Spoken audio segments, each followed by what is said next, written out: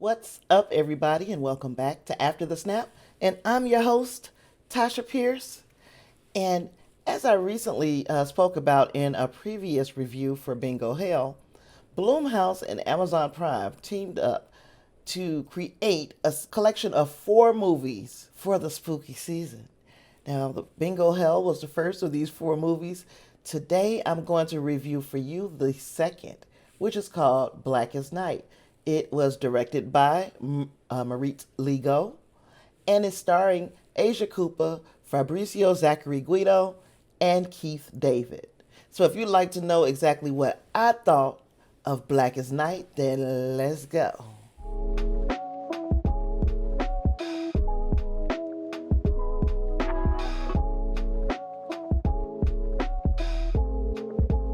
As I stated at the top, Marit Ligo was the director of this film, but it was written by Sherman Payne and has a runtime of 1 hour, 27 minutes. The original release date was October 1st on Amazon Prime. And here's what they say this movie is about. A resourceful teenage girl leaves childhood behind when she battles a group of deadly vampires in Black as Night, an action horror hybrid with a strong social conscience and a biting sense of humor.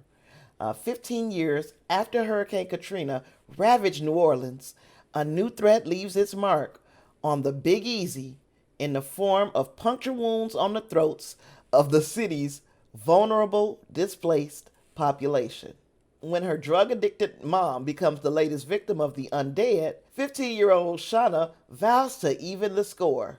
Along with 3 trusted friends, Shawna hatches a bold plan to infiltrate the vampire's mansion in the historic French Quarter, destroy their leader, and turn his fanged disciples back to their human forms.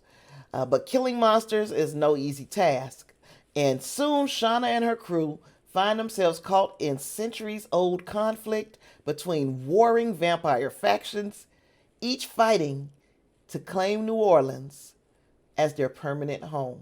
That was quite a bit of a synopsis, but it gives you a very good idea of what we're walking into and what the stakes are in this film. Now, initially, I wasn't quite sure how to feel about Black as Night, but as I continued to watch it, I realized that, as I'm saying quite a bit lately, that I am quite a bit older than the target demographic for this film. Now, armed with that acknowledgement that I am just a little old for this film, I kind of overlooked the lack of conventional horror in this film and leaned more into the story. Now, with New Orleans as the backdrop, we embark on a coming of age journey with the lead protagonist, Shawna. Born in the wake of Hurricane Katrina, she was destined to be strong and brave. But where we met her in her journey, she was enduring the conflict that many dark-skinned black girls experience. I understood because at one time I was her. And that gave her character a familiarity to me. And I was rooting on her to come into her own. So Shawna had the misfortune of running into a vampire while walking home from a house party. That sentence don't even sound real to say. Shawna had the misfortune of running into a vampire while walking home from a house party. Sounds weird, yet here we are. Anyway, New Orleans has a little vampire infestation going on, and after they strike a little too close to home, Shawna decides that she's going to exact vengeance. Intertwined in this story, we see the effects of drug abuse, homelessness, and urban blight that have ravaged so many neighborhoods, especially in the wake of Hurricane Katrina. It's amazing how 16 years later, the people of New Orleans are still struggling in the aftermath of that storm, and then they've gotten several storms kind of on top of it. So many of us speak of this Hurricane Katrina in the past tense, but the ramifications are all too real, even for Shawna, who wasn't even born when it occurred. Now, watching her and her ragtag crew of vampire slayers, I saw myself wrestling with and overcoming the struggles and insecurities that are part and parcel of being too black in a society that doesn't understand us. I was uncomfortable when her brother teased her, calling her Wesley Snipes because of her dark skin. See, that took me back to my brothers calling me ugly and baboon, and like they were teasing. But I internalized that shit. So I lacked self confidence just like Shawna did, but I watched as she gained self assurance when her neighborhood was threatened.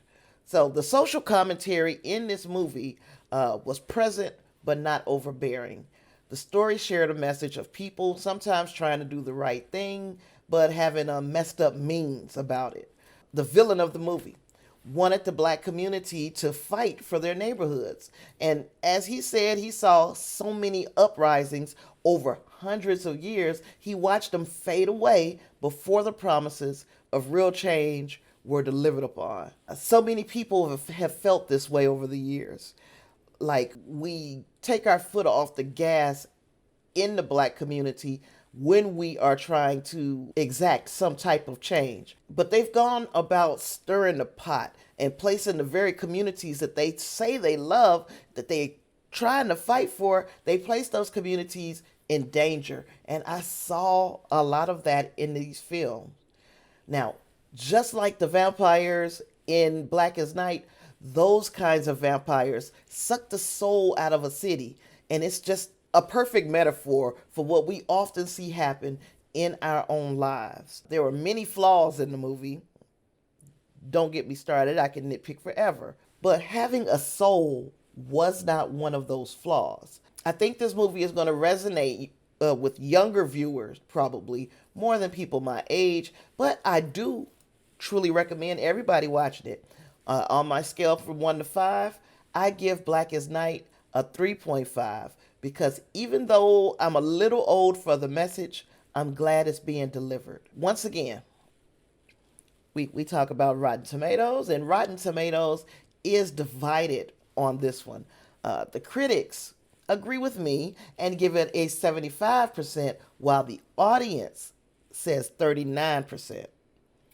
Of course, there is a little faction that is tired of hearing about social issues, who may be far more vocal than those of us who are affected by those issues. For instance, I'm going to give you a little excerpt from a review from Daniel Gorman of In Review Online. I don't really know the publication, but Daniel Gorman works for In Review Online, and these were his thoughts. Maybe this is just the first genre film of the Biden era.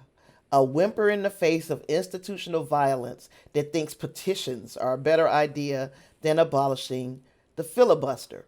Now, this is just a small snippet of his very long review where he got super political for no apparent reason. He of course, gave this a fail because why not? And I'm not saying that that's what's happened with this movie or that's what's happening here with this 39% audience score, but it is a possibility. Regardless, I like what I like and I said what I said. I highly recommend everybody to watch Black as Night. What about you? What did you think of Black as Night? Does this sound like something you'd like to see if you haven't yet watched it? And if you've watched it, tell me what you thought of it. I'd like to hear it down in the comments below. And while you're down there, please hit the like. Hit the like button. It's just right there. And also, while you're there, hit the subscribe button. Turn your notifications on so that you will know when I post a video. And here, right around here, is where I start playing funky music. Play that funky music so that I can thank my patrons. So here they are. Thank you again for my patrons for helping me keep the lights on in this here thing. I truly appreciate the support. And if you would like to support After the Snap and my endeavors, you can do that at patreon.com/Tasha Pierce, where you can donate at the highest or at the lowest or anywhere in between. But I'll appreciate your support. With all that being said, I don't have a bunch left to talk about on this one. Thanks for watching and hanging out with me today, and I will see you in the next one. Peace.